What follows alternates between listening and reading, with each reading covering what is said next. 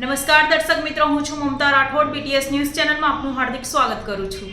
મોડી રાત્રે સુરત શહેરના અલગ અલગ વિસ્તારમાંથી ચોરીના વાહનોનો ઉપયોગ કરી ઘરફોડ અને મોબાઈલ ચોરી કરતા રીઢા આરોપીઓને ચોરીના મુદ્દામાલ સાથે ઝડપી પાડીને કુલ 12 વણ શોધાયેલ ગુનાઓનો ભેદ સુરત શહેર ક્રાઇમ બ્રાન્ચે ઉકેલી કાઢ્યો છે.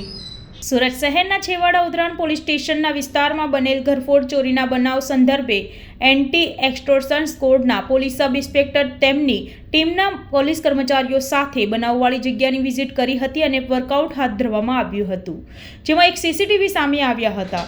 જે સીસીટીવીના આધારે મળેલ આધારભૂત બાતમી હકીકતને આધારે પાંડેસરા વડોદગામ લેક ગાર્ડનની બાજુમાંથી આરોપી મોનારામ ઉર્ફ મનોજ જેફાજી રાઠોડ જે અમરોલી વિસ્તારમાં રહે છે તેમજ અંકુશ ઉર્ફ અંફ સુખદેવ ત્રિવેદીને જે રહે છે ગણેશનગર કમલા ચોક પાંડેસરા ખાતે, તેઓને પકડી પાડીને પોલીસે 21 મોબાઈલ ફોન જેની કિંમત ₹1,40,000 તેમજ 5 મોટરસાઇકલ જેની કિંમત ₹1,09,500 તેમજ એક લેપટોપ જેની કિંમત ₹10,000 તેમજ ફાયરવોલ જેની કિંમત ₹1,55,000 મળીને કુલ્લે ₹4,14,500 ની મત્તાનો મુદ્દામાલ રિકવર કરીને બંને આરોપીને જેલ હવાલે કર્યા હતા.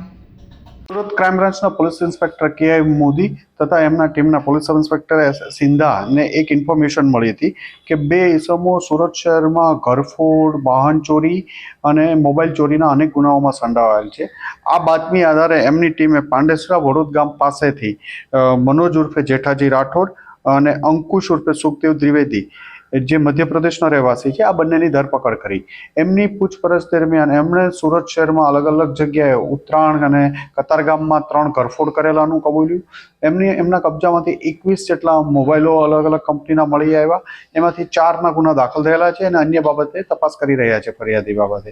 એમને વધુ પૂછપરછ દરમિયાન એણે સુરત સિટીમાંથી 6 મોટરસાઇકલ પણ ચોરી કરીને કબૂલ્યું ને એ અલગ અલગ જગ્યાએ મૂકેલા હતા અને વેચવા માટે પ્રયત્ન કરી રહેલા હતા. એ 5 બાઇક પણ રિકવર કરવામાં આવ્યું છે. આમાં બંનેની ધરપકડ કર્યા બાદ એમની પાસેથી 12 જેટલા ગુનાઓ ડિટેક્ટ કરવામાં આવ્યા છે.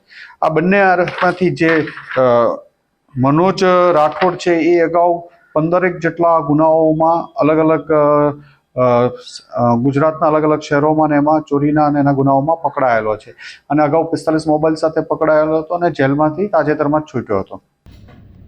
Bureau report BTS news channel Surat.